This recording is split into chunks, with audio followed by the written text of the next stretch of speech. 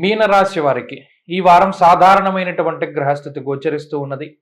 ఈ రాశిలోనే సంచారం చేస్తూ ఉన్నటువంటి రాహువు, ఏలినాటి శని, అలాగే గురుబలం లేకపోవడం, ఇవన్నీ ప్రధానమైనటువంటి ఇబ్బందులే. అయినప్పటికీ ఈ వారంలో ఈ రాశి వారికి చంద్రుని యొక్క బలం ఉన్నది, అలాగే రవి యొక్క బలం ఉన్నది, అలాగే శుక్రుని యొక్క బలం ఉన్నది.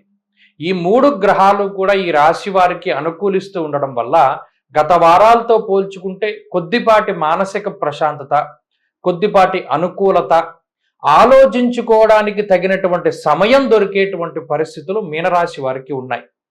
జీవితం అంతా కూడా చాలా గందరగోళం అయిపోతూ ఉన్నటువంటి పరిస్థితుల్లో కొంత సమయం మరలా మీకు దొరకడం అనేటువంటిది కూడా అదృష్టమే. అందులో చతుర్థ స్థానమందు శుక్రుడు సంచారం చేస్తూ ఉండడం వల్ల కుటుంబపరమైనటువంటి సమస్యలు ఏమైనా ఏర్పడినా, ఉద్యోగపరమైనటువంటి సమస్యలు ఏర్పడినా వాటి నుండి బయటపడడానికి ఆ శుక్రుడు మీకు యోగిస్తారు. అలాగే తృతీయ స్థానముందు రవిగ్రహం కూడా ఆరోగ్యం నిత్య సంతోష అన్నది శాస్త్రం.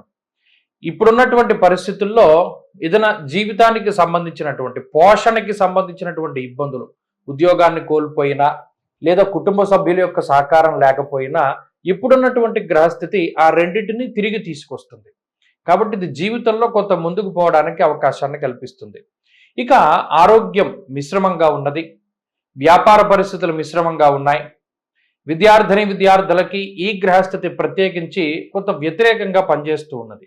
ముఖ్యంగా ఏకాగ్రత లోపము, అలాగే అతి విశ్వాసము వల్ల దెబ్బతినడానికి అవకాశం ఉంటుంది. స్త్రీలకు ప్రత్యేకించి ఈ గ్రహస్థితి మానసికమైనటువంటి ఇబ్బందులకి కారణమవుతుంది. ఆరోగ్యం పట్ల శ్రద్ధ అవసరం.